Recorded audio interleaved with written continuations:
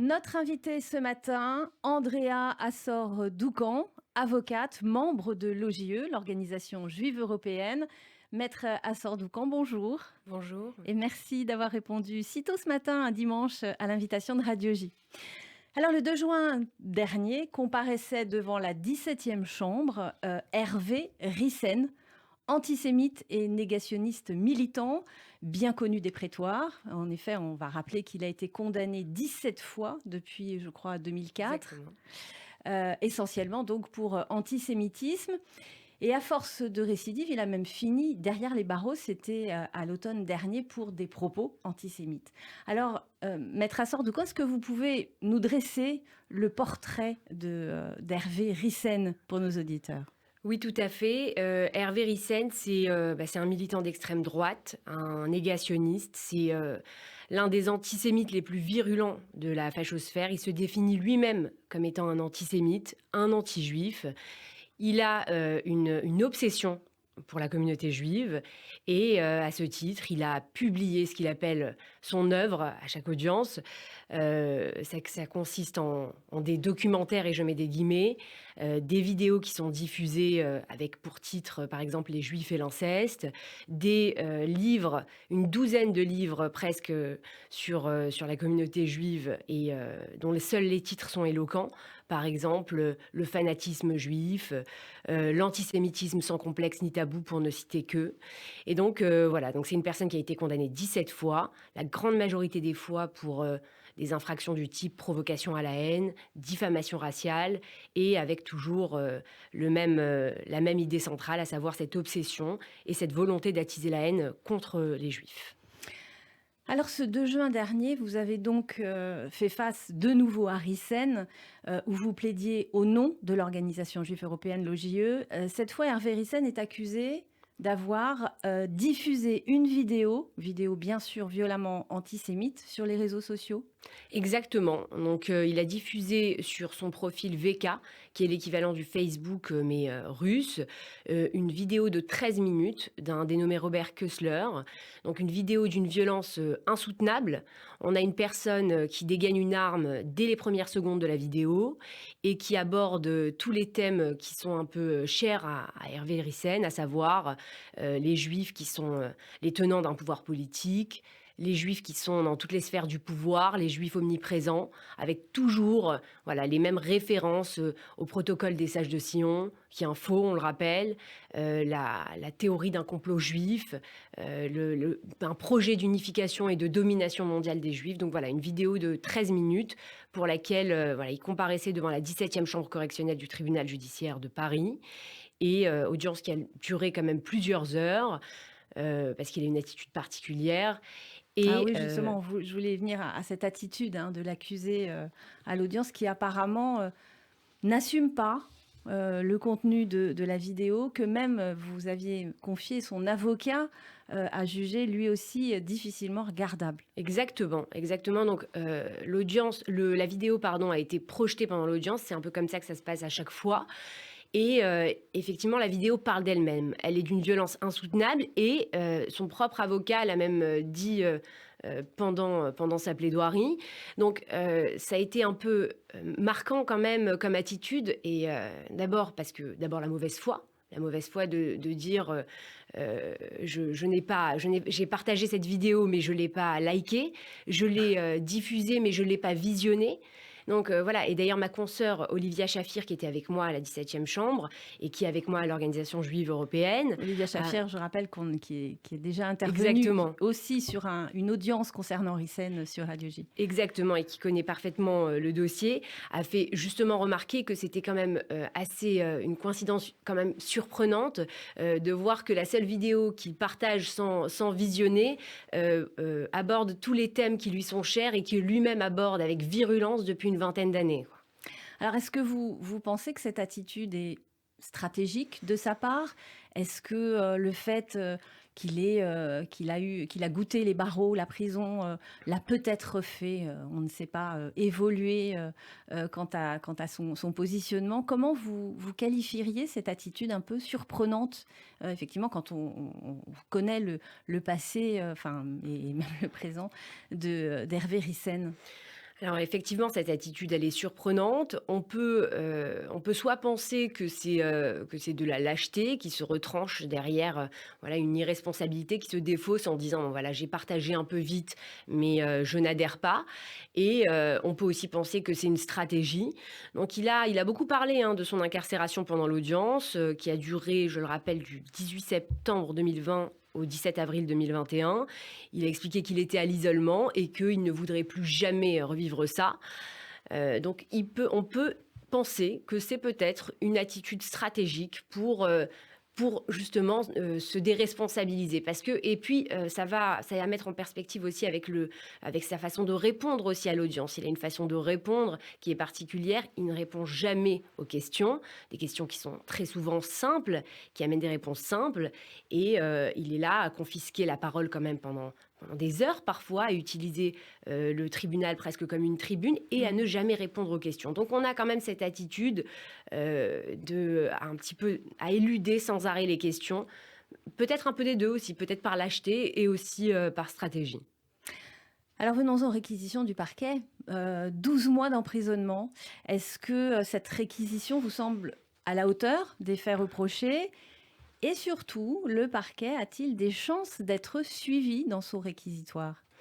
Alors oui, moi j'estime que les réquisitions, elles sont à la hauteur, des faits, qui nous ont occupés pendant cette audience. Donc on a pu, hein, constater, hein, une gradation dans l'échelle, des sanctions. Pour rappel, donc vous l'avez dit au départ, il a été condamné quand même 17 fois, c'est un long casier judiciaire. Et il y a eu une gradation. D'abord, c'était des peines qu'on appelle c'est comme ça, hein, que fonctionne la justice. Il y a un petit peu des peines d'avertissement au départ. C'était des amendes, parfois assorties du sursis, des amendes et puis ensuite, des peines d'emprisonnement assorties du sursis et puis ensuite des peines d'emprisonnement ferme et puis ensuite la mise à exécution de ces peines d'emprisonnement ferme. Là, ces réquisitions, elles sont quand même, élevées par rapport à ce qu'on peut attendre, ce qu'on a l'habitude de voir dans cette chambre correctionnelle. Et effectivement, je pense que qu'il y a des chances que les magistrats suivent, que les magistrats du siège, donc que le tribunal suive, dans la mesure où ils ne sont pas dupes. J'ai confiance en la justice et je pense qu'ils ne seront pas dupes devant l'évidence. On peut avoir l'attitude, on peut choisir la défense qu'on veut. La vidéo parle d'elle-même. Et quand on voit à quel point il suffisait simplement de la regarder pour constater que les infractions étaient caractérisées, je pense que, compte tenu des faits, donc de la matérialité qui était constatée et de la personnalité d'Hervé Ryssen, à mon sens, ça fait aucun doute que le tribunal a tous les outils en main pour suivre les réquisitions qui ont été proposées. Alors les réquisitions, enfin le réquisitoire du parquet, donc on rappelle 12 mois d'emprisonnement. La prochaine audience est prévue pour quand? Alors, il y a eu une audience juste avant celle du 2 juin, l'audience du 14 avril, où à cette occasion, le parquet avait requis 14 mois d'emprisonnement. Et le délibéré sera rendu pour cette audience-là le 8 juin.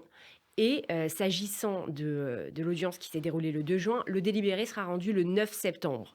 Donc pour le moment, il n'y a pas d'autres audiences, il n'y a pas d'autres échéances, mais malheureusement, Hervé Ryssen a annoncé lui-même, hein, qu'il rédigerait un autre livre. Donc il a paradoxalement expliqué, hein, qu'il ne parlerait plus de la communauté juive parce que ça lui a causé trop de problèmes, mais en même temps, il annonce qu'il va Commettre publier un autre un livre. livre? Donc voilà, nous on sera là pour analyser ce qu'il publiera et pour voir si ça revêt une qualification pénale. Et on fera, comme d'habitude, tout ce qu'il faut, à savoir des visionnages, des retranscriptions, des plaintes, des signalements, tout ce qu'il faut pour ne pas laisser passer la moindre des paroles. Et pour revenir à cette audience, comment s'est déroulée l'ambiance de cette audience? Est-ce qu'il y avait des sympathisants de Ryssen qui étaient présents? On a déjà vu ça, hein, dans des audiences précédentes. Comment s'est passée cette audience? Plutôt sereinement, plutôt...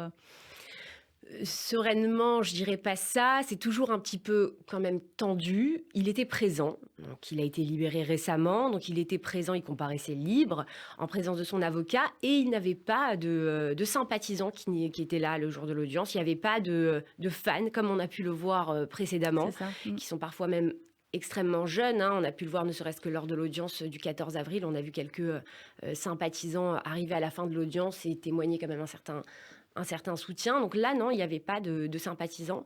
On peut quand même remarquer qu'il y a peut-être un changement d'attitude qui est à mettre aussi en perspective par rapport peut-être aussi au durcissement des sanctions. Voilà, j'allais y venir. Voilà, exactement. La justice, selon vous, depuis le temps que l'OGE effectivement plaide dans les prétoires contre des personnes d'extrême droite négationnistes, dont Hervé Ryssen, est-ce que vous pensez que la justice a évolué dans les peines qu'elle inflige à ce type de personnage? Est-ce que vous pensez qu'il y a une prise de conscience? Oui, j'estime que il y a non seulement une prise de conscience, mais un durcissement des sanctions qu'on peut vraiment constater.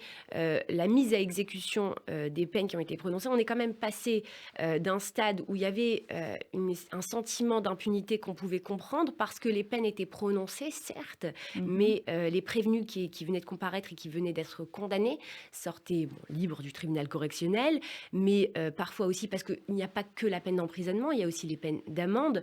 Parfois, donc, ne payaient pas la grande partie du temps ces amendes, organisaient parfois leur insolvabilité, faisaient des appels aux dons. Il y avait toute cette façon d'échapper à leurs responsabilités, que ce soit lors de l'audience ou au moment de l'exécution de leur peine. Donc tout ça, ça dénotait d'une attitude un peu de soustraction par rapport à l'autorité judiciaire. Et aujourd'hui, on a peut-être moins ce sentiment d'impunité parce qu'aussi, il y a aussi cette attitude qui est beaucoup moins désinvolte, cette exécution des peines qu'on peut que constater. Alors, Maître Assor-Doucan, si on devait établir un parallèle entre Ryssen et puis deux autres personnages dont on a beaucoup parlé, que sont Dieudonné et Soral, dans quelle catégorie vous mettriez Ryssen? Lui qui se compare notamment, vous l'avez souligné, à Flaubert. Oui, exactement.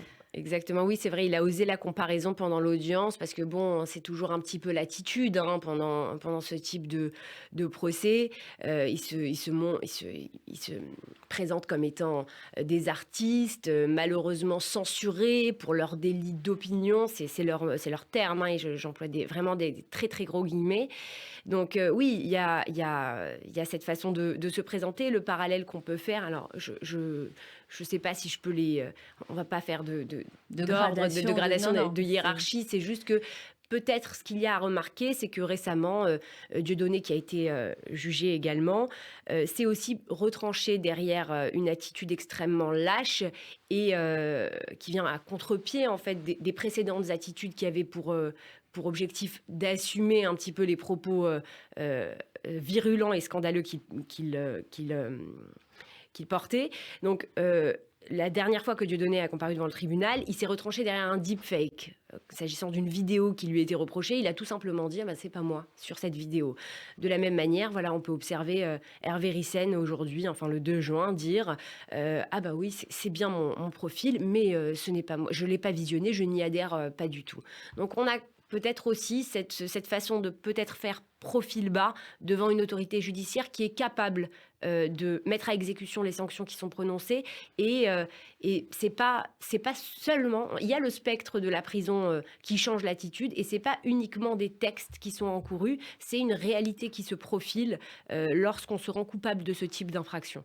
Est-ce que au fil comme ça des audiences et l'OJE voilà est très très actif contre ces militants d'extrême droite négationnistes, est-ce que vous sentez au fil des affaires un affaiblissement de ces mouvements, de leur influence? Est-ce que vous pouvez avoir comme ça un sentiment, une représentation peut-être, ou même des faits, en disant que l'influence d'un Dieudonné, d'un Soral, d'un Ryssen, au fil des audiences, s'affaiblit?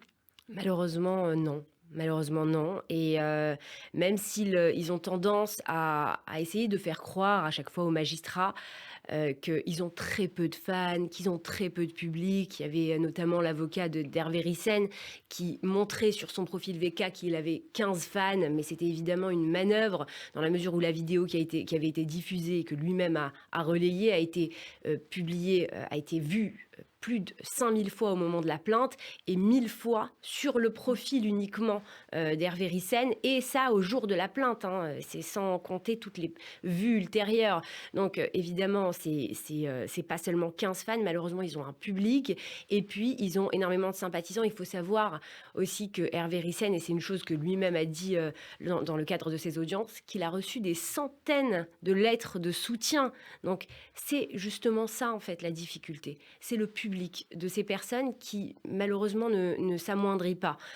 S'ils avaient un public de quelques personnes, on pourrait à la limite fermer les yeux ou boucher nos oreilles devant ces inepties. Mais la difficulté, c'est ce discours. C'est les dangers d'un discours pareil qui est tenu avec quand même des milliers de personnes qui entendent et qui adhèrent. C'est ça le véritable danger. Et malheureusement, non, je ne constate pas un affaiblissement de leur influence ou du nombre de sympathisants. C'est sur ce triste constat que s'achève notre entretien. Merci beaucoup, Maître Assor-Doucan. On vous donne donc rendez-vous pour le délibéré du parquet dans cette affaire Ryssen, en espérant effectivement une confirmation du réquisitoire du parquet. Très belle journée à vous. Merci, vous aussi.